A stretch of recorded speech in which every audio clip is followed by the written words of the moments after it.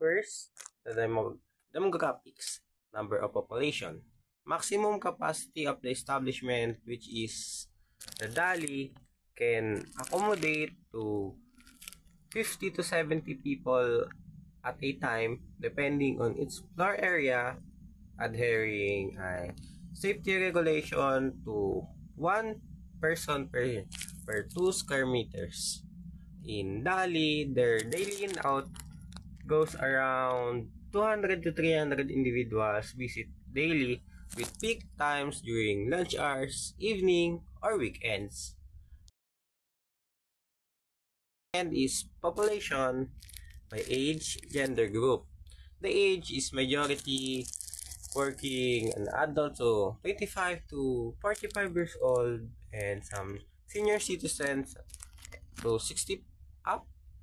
The gender, the distribution roughly equal between males and females with slightly more women during weekdays for grocery shopping.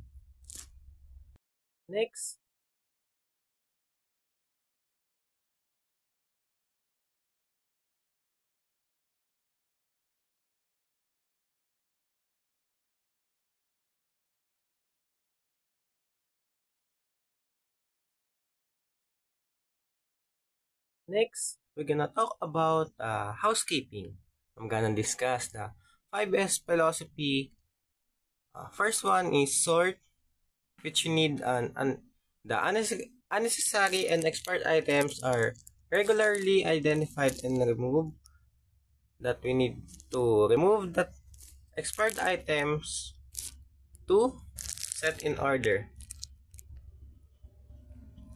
Items are arranged logically, popular goods and eye level, that we need to arrange the items to easy get. The number 3, shine.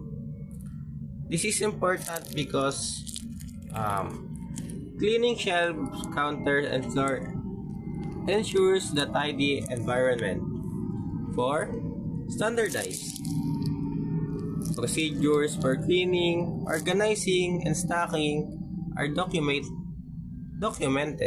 5, sustain. Staff are regularly trained to maintain the system to avoid lapse.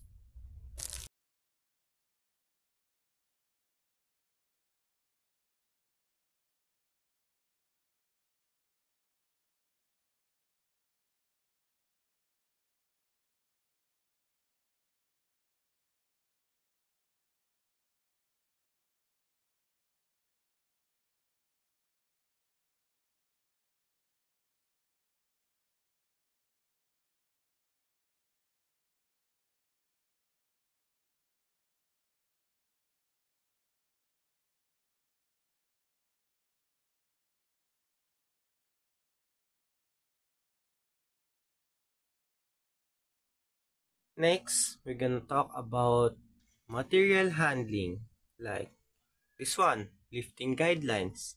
Workers can follow these guidelines, uh, bend knees, not the waist, keep lids closely to the body, use lifting for heavy items. Like if you don't carry this item, you need to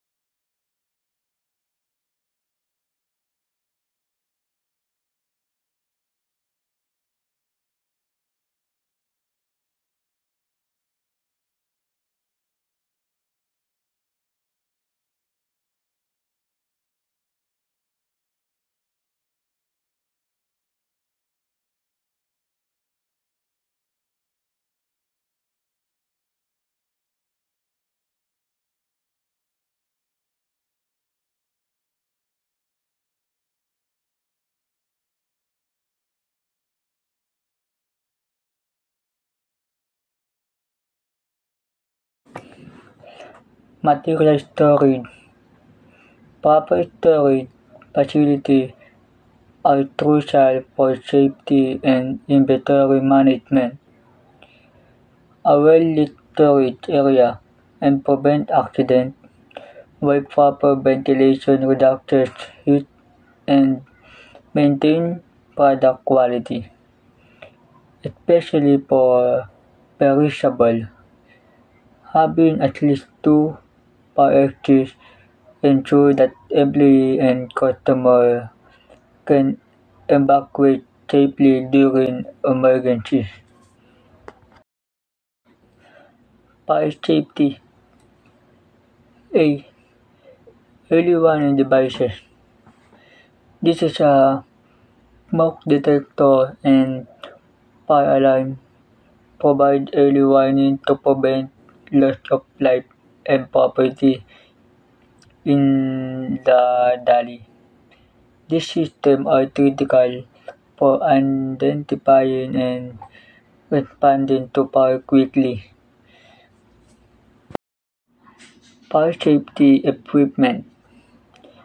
Equipment like fire extinguisher for small fire and fire hydrant for larger outbreaks are essential for fire control. Sprinkler system provide automated fire suppression. This is the fire safety is very important because all life is important. Protocol in case of fire. This is the need of staff. Staff are trained to use extinguisher and guide customers to safety. Clear evacuation route and communication with emergency services are key steps. Fire safety training. This is for staff to train fire safety. Annual fire drill and training on equipment usage ensure that employees know how to respond during a fire. Mock drill reports protocol and reduce panics and actually emergencies.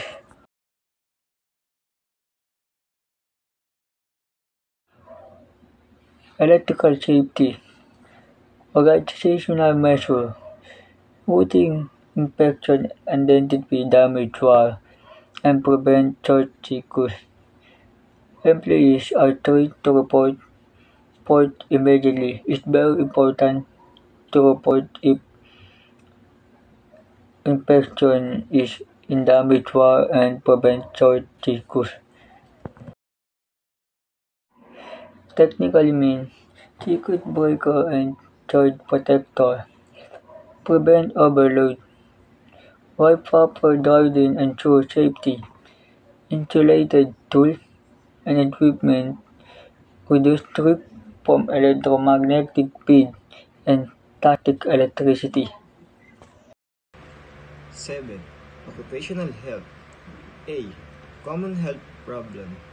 Employees handling heavy loads may experience back pain. Prolonged standing or exposure to dust and chemical can lead to respiratory issue or fatigue.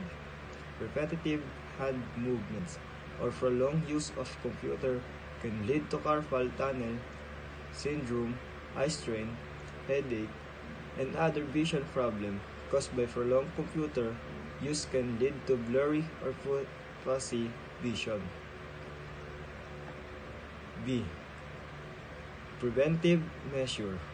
Providing proper tools, ergonomic training, and protective gear such as gloves, masks, goggles reduce a decrease regular break also help prevent fatigue. C. Assistant program. Health insurance and wellness. Programs like stretching, exercise, or mental health consulting ensure worker well-being, emergency medical assistance is provided for workplace injuries.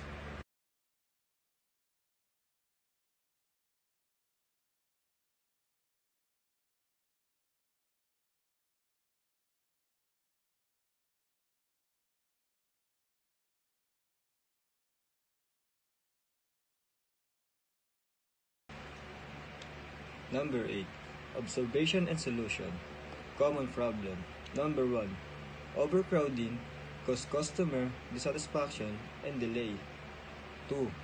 Ergonomic challenges. Staff may struggle with lifting heavy item or working in repetitive position. 3. Insufficient emergency training. Lack of preparedness can lead to confusion during crisis.